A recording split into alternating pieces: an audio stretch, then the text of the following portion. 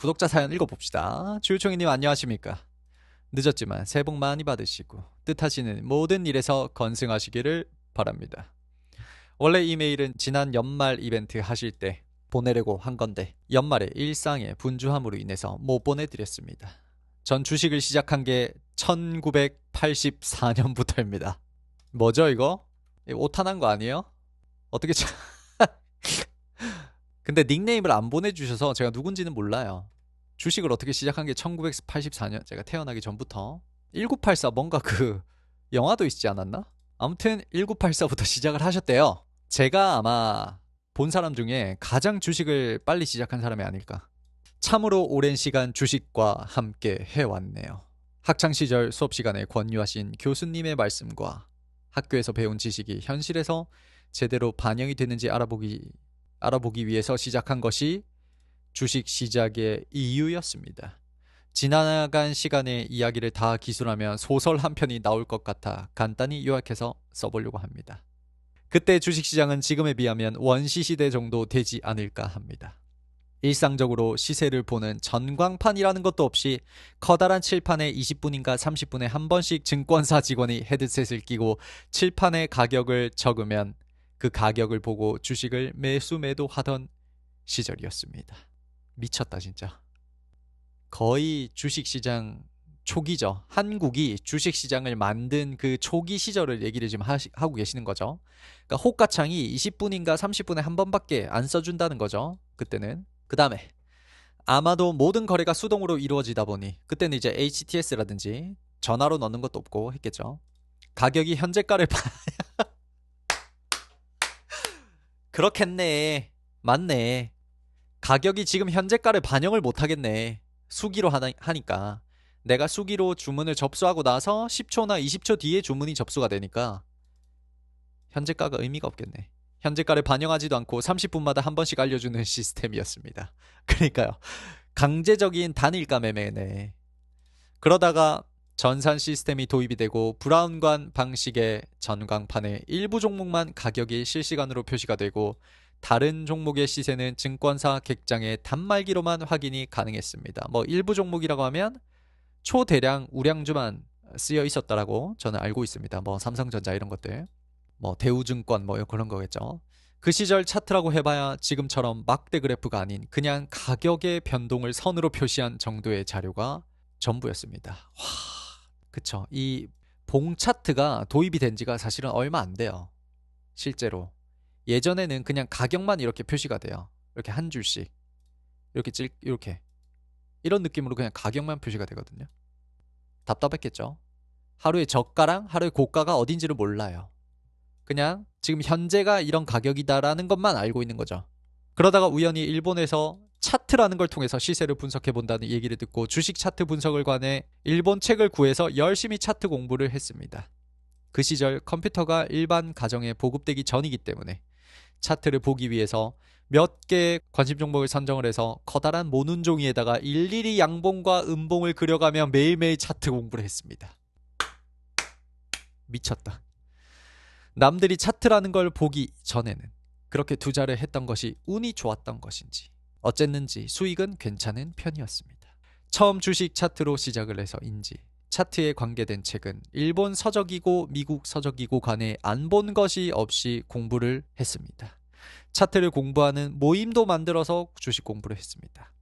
한때는 모든 보조지표의 함수식을 이해하기 위해서 그 시절 가장 인기 있던 수학의 정석을 펴놓고 함수까지 공부를 했습니다. 마음이 웅장해집니다 지금. 왜냐면 결국에는 이 보조지표나 이 모든 것들이 다 함수로 이루어져 있죠 실제로.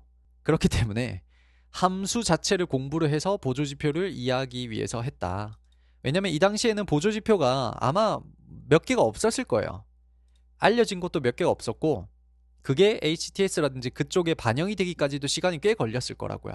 그러니까 실제로 보조지표를 이 당시에 쓰려고 했다면 내가 보조지표를 직접 긋지 않는 이상 그걸 안 보여줬을 거라고. 내가 모는 종이에 MACD를 따로 그려야 됐다고. 대단하시다 진짜. 할 말이 없다 진짜. 너무 대단하시다. 공부를 해보니 모든 보조지표들이 하루의 가격 등락과 거래량의 변동에 다양한 가중치를 두어 만들어졌다는 것을 이해하곤 차트의 기본은 역시 봉 차트라고 생각을 해서 나중에는 모든 보조지표를 제외한 오직 봉과 거래량만 표시한 차트를 보곤 했습니다. 그러니까 보조지표를 끝까지 파봤더니 사실은 어떻게 돼 있다? 후행성 지표였다라는 거죠. 후행성 지표라는 것에 확정을 내리고 이제는 다 지워버렸다라는 뜻이죠.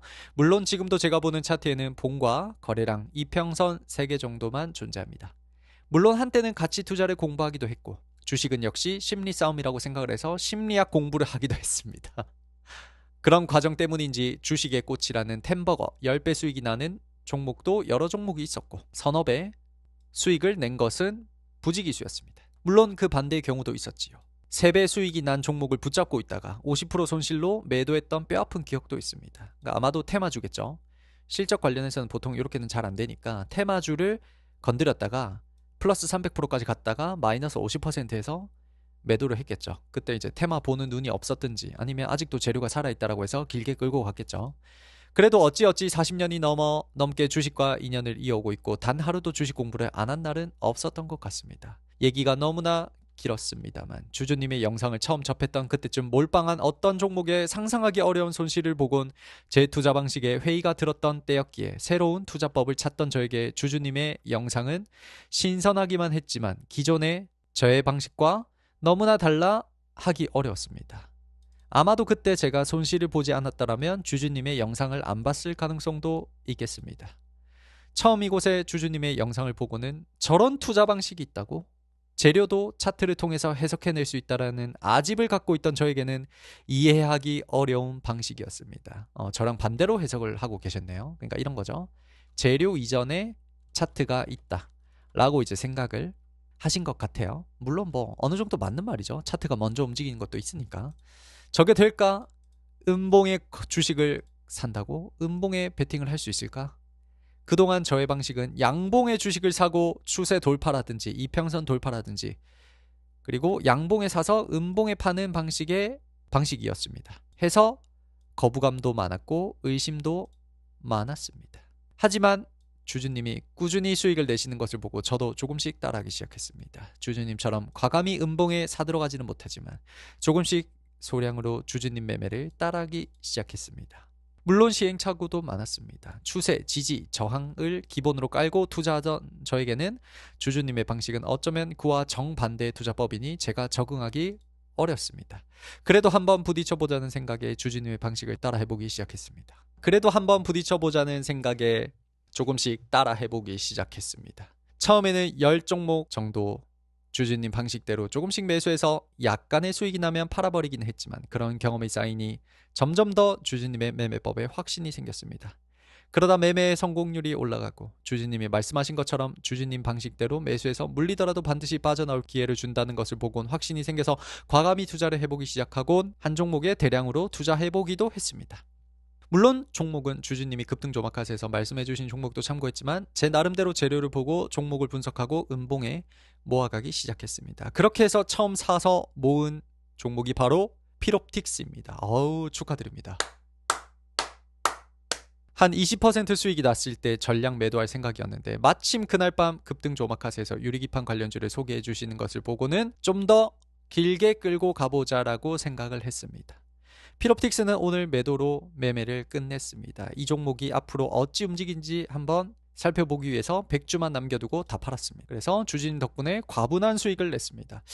제가 볼 때는 시드머니가 어느 정도 있으신 것 같고 그리고 들어가신 자리가 어디냐면 들어가신 자리가 여기예요. 여기서 모아갔다는 뜻이에요. 여기서 모아서 지금 오늘 다 팔았다는 뜻이거든요. 200% 정도 수익이 났네요. 다시 한 번 더 정리를 하자면 여기서 내가 지금 모아가고 있다가 지금 이 자리에서 잠깐만요. 지금 이 자리에서 주주총회가 급등조마카세를 소개를 했기 때문에 이거 한번 날아갈 것 같다라고 해서 빨리 팔지 말고 기다려보자 라고 해서 기다렸다가 여기서 이제 팔았다는 거예요. 지금 한 200% 수익이 났다라는 거죠. 근데 시드머니가 꽤 있으시니까 이 과분한 수익이 1000만원 단위가 아니에요. 제가 볼 때 1억도 아닌 것 같아. 최소한 몇 억은 넘어갈 것 같아요. 너무 축하드립니다. 주주님께서 가르쳐주신 방식으로 자신있게 시도한 매매가 좋은 성과를 가져와서 그 가르침에 감사하고자 이렇게 메일을 남깁니다.